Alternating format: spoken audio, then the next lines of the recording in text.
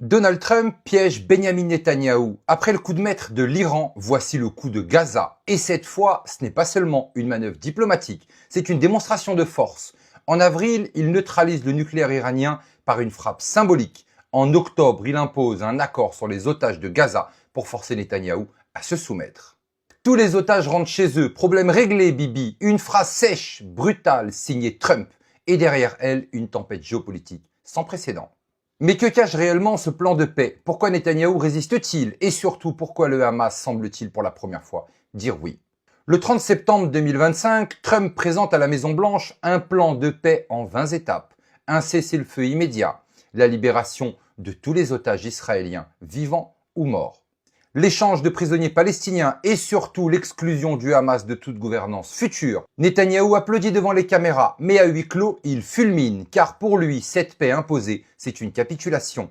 Et dans son entourage, les faucons le pressent de rejeter tout compromis.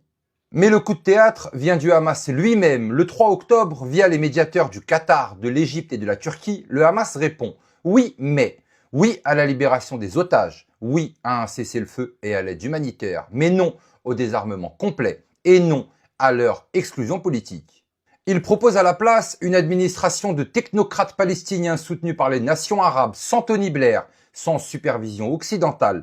Trump s'en empare immédiatement. Pour lui, c'est un succès diplomatique. Trump veut avancer, Netanyahou veut retarder et la fracture entre les deux hommes devient publique. Le Hamas joue son rôle à la perfection. Il accepte les grandes lignes de l'accord, forçant Netanyahou à se découvrir. Car si les otages sont libérés, alors la guerre n'a plus d'excuses. Et sans guerre, les tribunaux israéliens reprendront. Les procès pour corruption de Netanyahou, suspendus pendant l'état d'urgence, reviendront sur le devant de la scène.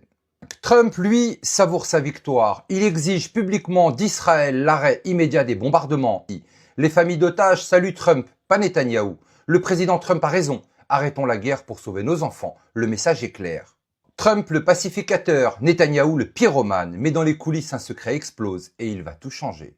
C'est Matt Gaetz, proche de Trump, et Charlie Kirk qui lâche la bombe. Dans une lettre secrète, Netanyahou a demandé au Qatar de financer le Hamas. Une phrase hallucinante, mais documentée. Et Matt Gaetz rappelle, Netanyahou l'a lui-même admis publiquement depuis 2018.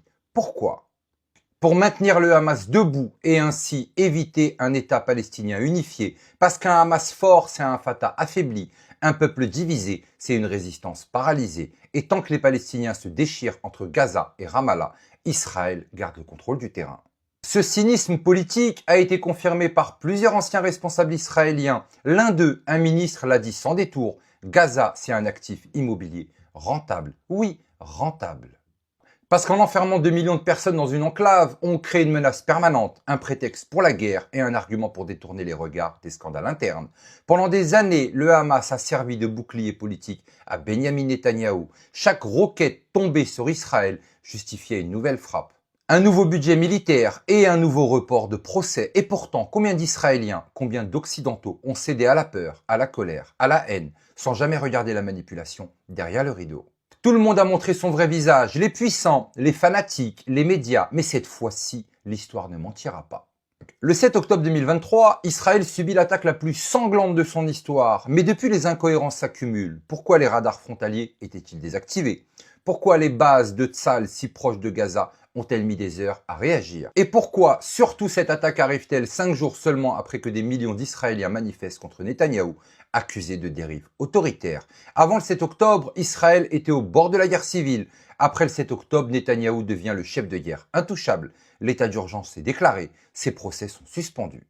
Ses opposants sont réduits au silence. Le commentateur américain Charlie Kirk l'avait résumé dès octobre 2023. Ce massacre a profité à un seul homme, Netanyahou. Alors, simple coïncidence ou une manipulation du chaos pour sauver un pouvoir menacé?